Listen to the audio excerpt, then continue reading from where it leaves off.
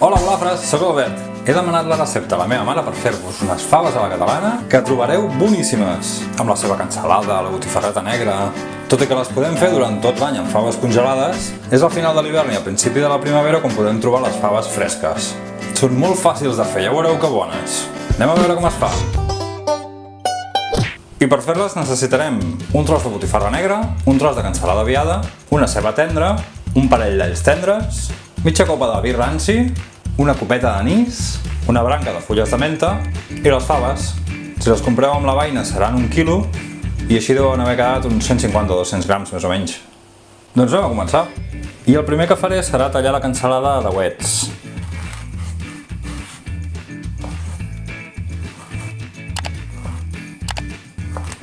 I ho posarem a fregir en una cassola amb un raig d'oli d'oliva. No hi posem l'oli molt foc perquè així s'anirà fent a poc i quedarà més torradet.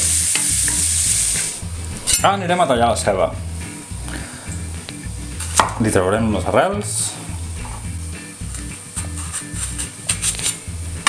Li trec aquesta primera capa de pell.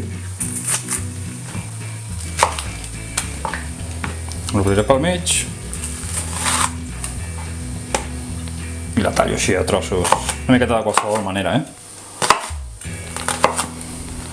Com sempre, ja sabeu que a mi m'agrada així. I ho afegirem a la cassola.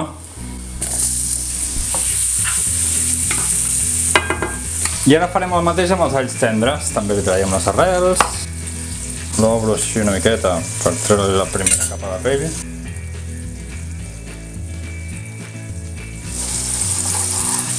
I els tallem també així una miqueta en trossos bastos. I ho afegim també a la cassola. Quan la ceba comenci a estar transparent, serà el moment d'afegir-hi les faves que hem estat aquest matí desgranant durant mitja hora ben bé. I les remenem una miqueta.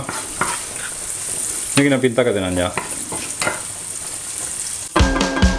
I ara és el moment de tirar-hi una branqueta de menta fresca per aromatitzar-les i per fer-les més digestives. I de seguida hi tirarem el mig got de vi ranci, la copeta d'anís, una miqueta de sal, i ho taparem, i ara baixarem el foc al mínim i deixarem que es cogui uns 20 minuts. Mentrestant li traurem la pell a la botifarra negra i la tallarem a trossos. Deixarem alguna rodanxa per posar-hi al final, així com per adornar, perquè quedi més maco, perquè quedi més mono. Més maco, anava a dir. És molt barceloní això de maco, Que maco, Que maco! I quan hagin passat els 20 minuts, hi tirarem la botifarra negra. No li tirarem abans perquè si no es desfaria tota la botifarra. I ara ho tornem a tapar i ho deixarem coure 10 minutets més.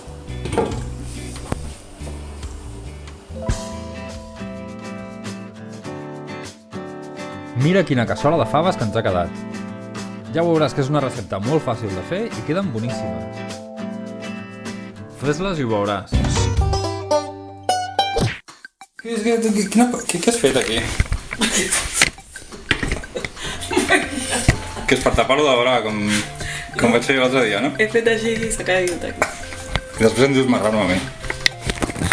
Per cert, l'anís que hem posat és anís de la terra.